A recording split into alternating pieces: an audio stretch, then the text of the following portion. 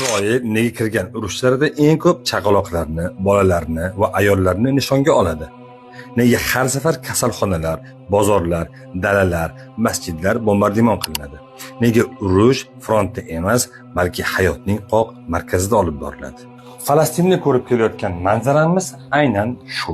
Bu savollar vaziyatni yanada og'irroq qiladi. Bir xil uslubni qayta turli mintaqalarda qo'llab kelinishi albatta bu tasodif emas.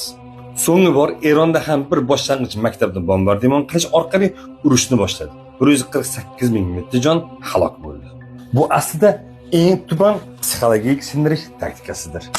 Kelajakni ifoda etadigan bolalarni o'ldirib, bir xalqning umid tomirini kesishdir. Ba'zilar esa buni qorong'u e'tiqodlar, ezoterik marosimlarga bog'lab qurbonlik qilinadigan buzuq aqidalar bilan izohlaydi.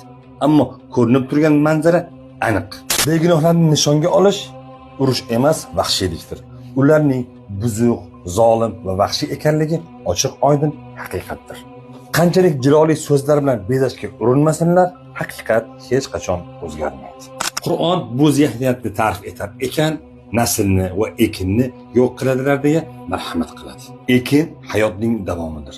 Nasl va avlod esa kelajak, ya'ni ertangi kundir.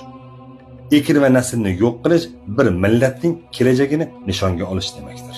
Tarix shuni ko'rsatadiki, begunohlarning qoni ustiga qurilgan hech bir tuzum barqaror bo'lmagan.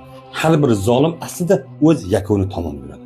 Xuddi Fir'avnning yurishi kabi. Assalomu alaykum va rahmatullohi va barakatuh.